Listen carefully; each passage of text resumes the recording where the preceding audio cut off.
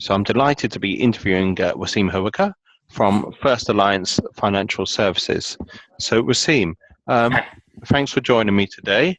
Pleasure, mate. Um, the interview is focused on the upcoming election, looking at the lending and what impact you think the election may have on lending and what you've already noticed over the last few weeks. So Waseem, you're going to be doing a mortgage update Mm. on the 18th of coming month, 18th of Yeah, May. I can't believe it's May already. something about it. And literally within a few weeks, the election is going to be here. I think we've got 38, 37 days to go before the election. Yeah, yeah. 'Cause, so in terms of the lending, what have you noticed in the last few weeks, and what do you think the lending situation is going to be like post-election as well? Honestly speaking, at the moment, I don't think there's going to be any changes. I think, I mean, from my perspective, I seem to be getting more and more lending inquiries in. Um, as investors may or may not already be aware, they should be aware, especially those coming to the Central London or City Property Meet that we hold, that I speak at. I've been talking about reminding investors that the mortgage interest relief and how it's going to work is going to be implemented from April this year. So that's already going to come in. Sure. Or that's already started this year, right? So that's going to continue. The biggest challenge, I think, to the landscape, to the environment or the economic landscape is going to be Brexit. But that, again, is not, in my view, is not going to be immediate. You know, as the negotiations take place, that will all take time. In the short term, my only, all I'm looking at is what policies Labour, if they win, are going to bring in that's going to possibly punish or target, should I say, landlords. I mean, they're already looking at introducing the new minimum letting standards, aren't they, of renting standards? Yeah, sure. They're considering introducing licensing, mandatory licensing, Mm. from what I understand. I was just curious. You said you seem to be busier doing lending, and more clients want lending.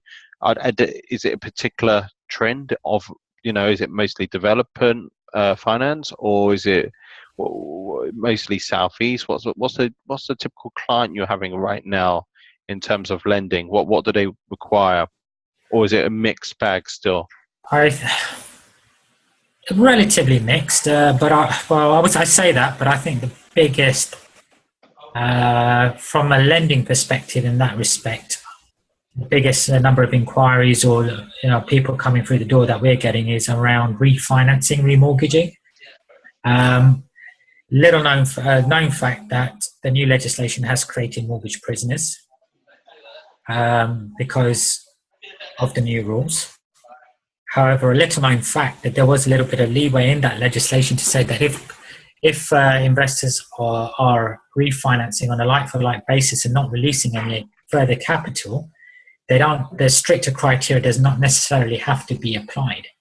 But lenders, apart from one or two, are not really sticking to that. So that's where I think we're getting the majority of our inquiries coming in, because clients are stuck as to where they want to go, and for investors, that's just they don't know who to turn to at the moment.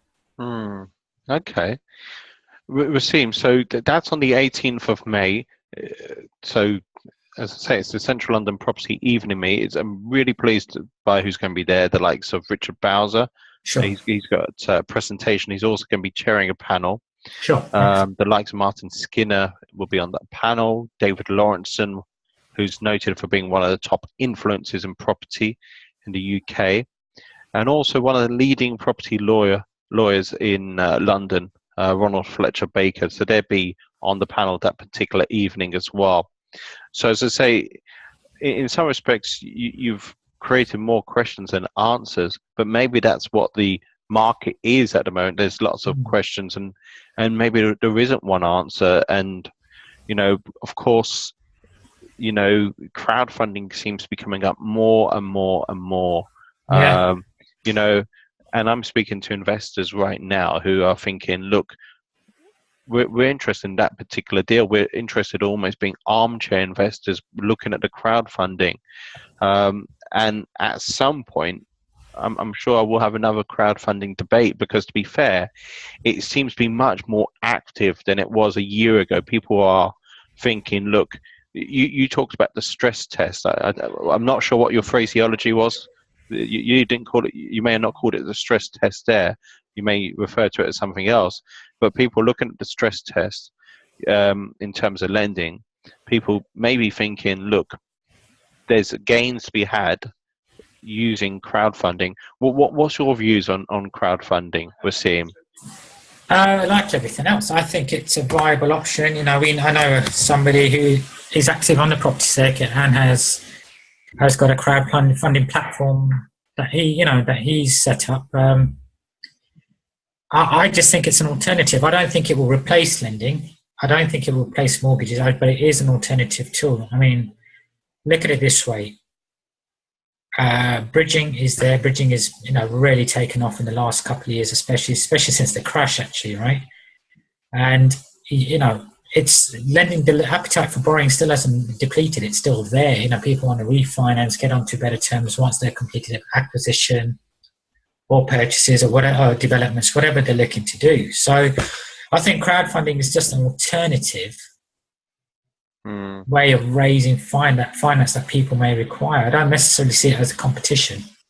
Sure. No, what I notice, and some of the conversations may be confidential, so I can't quote any names, but I do notice finance companies certainly connecting with some of the significant crowdfunding organizations as well.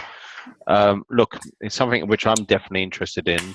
The likes of Nicole Bremner, she's at my one-day property summit, raised significant amount of money through crowdfunding. Tor Portes is at that one-day summit as well from Develop With Us. Look, Waseem, I just want to say huge thanks for your time this evening. Thank you. I look forward to seeing you, as I say, at the Central London Property Evening Meet. So I say Richard Bowser, Property Investor News Magazine. It was an interesting conversation I had with Amber earlier, who was saying that magazine is a condensed form of the knowledge which Richard has got. And literally there's a lot more information which Richard has, so that will be shared, I'm sure, at the upcoming evening meet, and also at the evening meet, as I say, it's going to be the panel of the likes of Martin Skinner, who've raised funding through crowdfunding, didn't intend to use the crowd, but that's in practice how he raised funding for one of his deals. So huge thanks for you taking time out this evening. Look forward to seeing you. Waseem, if people can't connect with you at my meet, let's say they're on holiday, for example, what's the best way to connect with you? Yeah, best way, 0203-0123-237. Oh, that's so quick. Can you just slow? 0203-0123-237 or info@First Alliance, Alliance, financialservices.co.uk. Okay, I want to say huge thanks for you taking time out this evening, and I look forward to seeing you very soon. Yeah, see you at Central London Property, mate. Yep, definitely. Thank you. See ya.